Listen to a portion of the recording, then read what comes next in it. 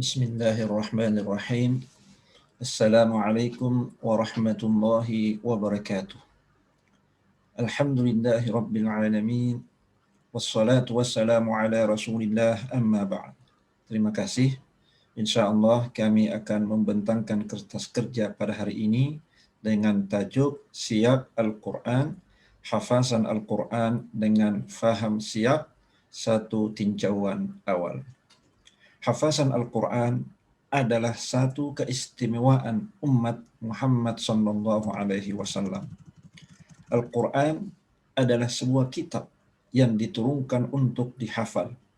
Ia berbeza daripada kitab-kitab yang diturunkan sebelumnya. Proses hafalan telah dimulakan oleh Nabi Muhammad sallallahu alaihi wasallam, yaitu dengan cara baginda mendengar Jibril alaihissalam membacanya.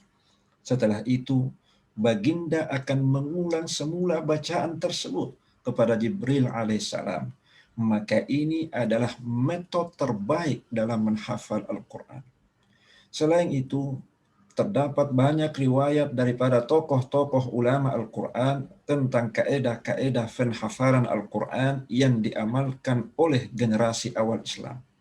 Antaranya, riwayat Abdurrahman As-Sulami rahimahullah yang bermakna mereka hanya mempelajari daripada Nabi sallallahu alaihi wasallam 10 ayat.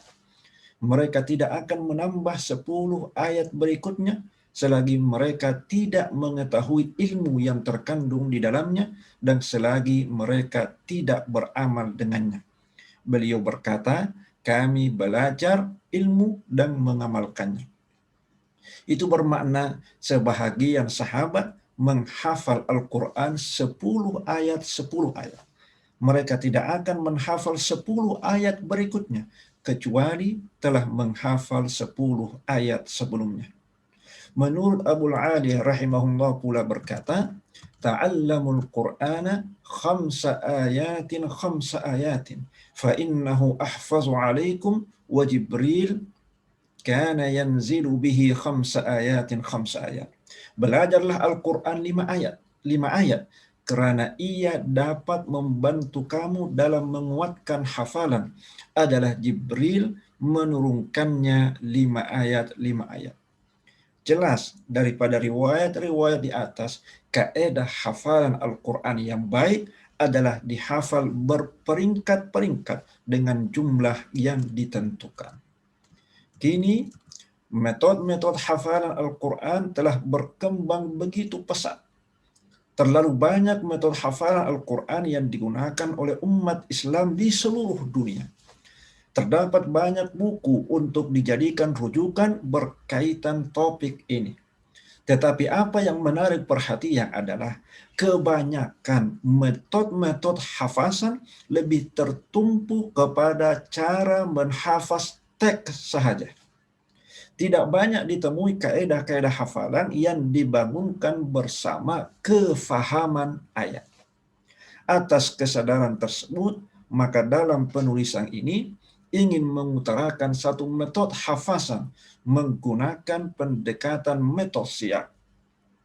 Sebelum ini, metode siyak hanya digunakan dalam ilmu tafsir bagi memahami keseluruhan makna berkaitan sesuatu ayat.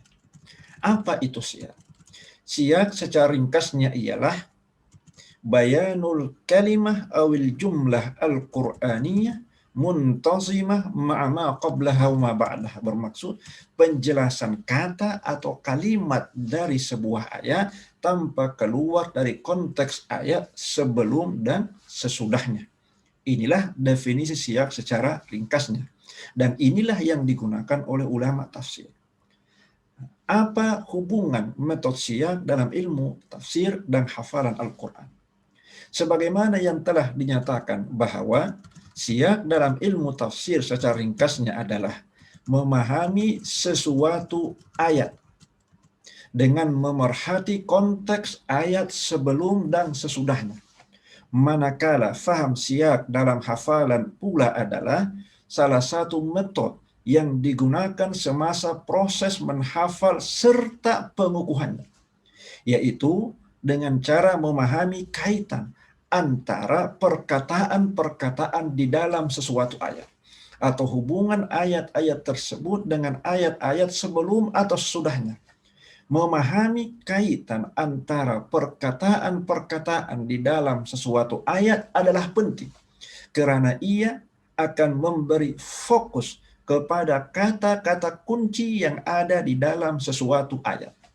Kata kunci ini juga berperanan untuk mencari hubungannya dengan ayat-ayat sebelum atau sesudahnya. Kata kunci tersebut juga boleh dijadikan panduan untuk membina tema ayat-ayat berkenaan.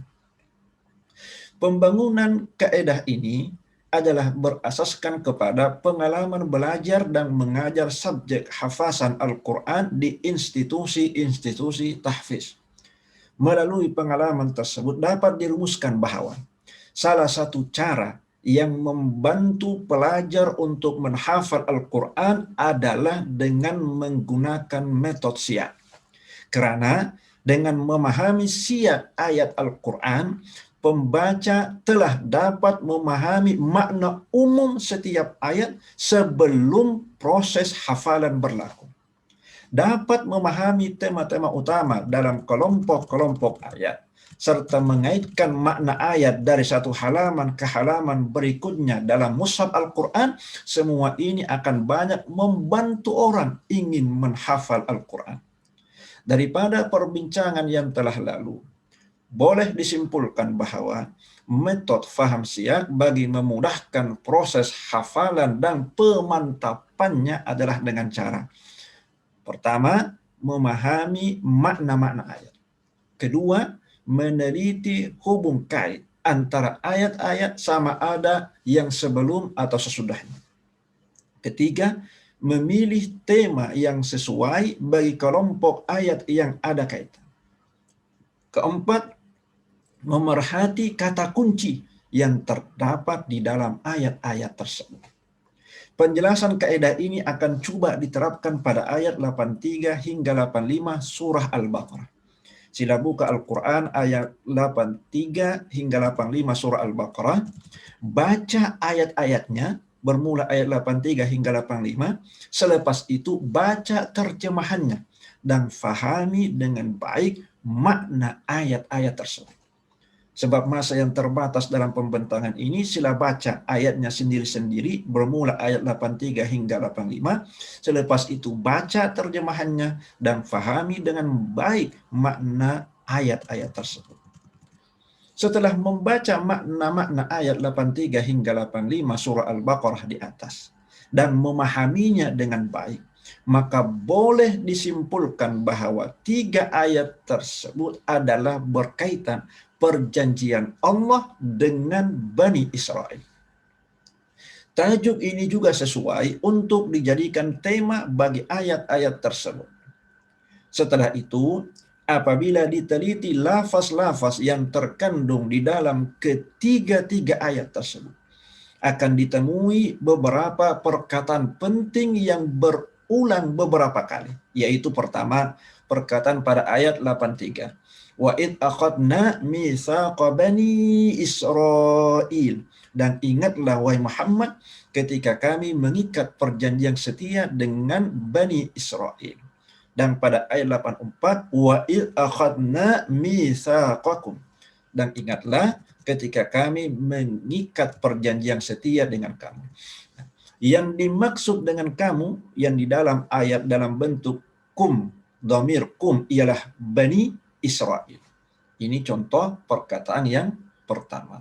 Perkataan yang kedua pada ayat 84. Wala tukhrijuna. Dan janganlah kamu mengusir sesama sendiri dari kampung masing-masing. Maksudnya, larangan kepada Bani Israel untuk mengusir sesama dari kampung masing-masing. Akan tetapi apa yang dilakukan oleh Bani Israel ialah perkataan Allah dalam ayat 84, wa tukhrijuna. Dan kamu usir satu puak dari kampung, dari kaum kamu keluar dari kampungnya. Itu yang dilakukan oleh Bani Israel. Padahal perkataan ikhrajuhum, sedang perbuatan mengusir mereka diharamkan juga atas kamu. Maksudnya, perbuatan mengusir itu telah diharamkan ke atas Bani Israel. Perkataan yang berulang ini penting untuk diperhatikan sebelum menghafal.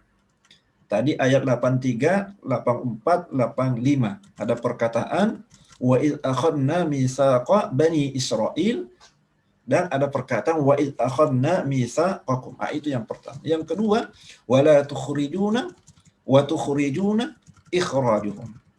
Perkataan yang berulang ini penting untuk diperhatikan sebelum menghafal, karena ia berperan dalam membantu proses hafalan dan pemantapannya. Membantu pertama proses hafalan, dan yang kedua membantu mengukuhkan hafalan. Karena pembaca akan mudah mengaitkan antara perkataan tersebut dalam hafalannya, dan ia juga dapat membantu bagi mengatasi kekeliruan jika terdapat ayat-ayat yang hampir serupa. Berdasarkan satu kajian rintis tentang pelaksanaan kaidah ini kepada kelompok pelajar seramai 126 orang, kajian tersebut mendapati bahwa 100% daripada mereka bersetuju kaidah ini bermanfaat bagi mereka dalam menghafal Al-Quran. Manakala 97% daripada mereka bersetuju kaidah ini membantu dalam proses hafalan. Seterusnya lebih daripada 90% dalam kalangan mereka yang bersetuju bahwa kaidah ini dapat mengukuhkan hafalan dan membantu mereka lebih memahami ayat-ayat yang dihafal. Kajian ini juga mendapati bahwa lebih daripada 90% daripada mereka ini berminat untuk meneruskan hafalan menggunakan kaidah ini, dan berminat untuk mencadangkan orang lain menggunakan kaidah ini. Semoga setelah kaidah ini sempurna dihasilkan, ia akan dapat menjadi panduan hafasan kepada golongan penghafal Al-Quran. Barikillahumma lana fi kulli amrina, syukran wa jazakumullahu khairan katsiran. Wassalamualaikum warahmatullahi wabarakatuh.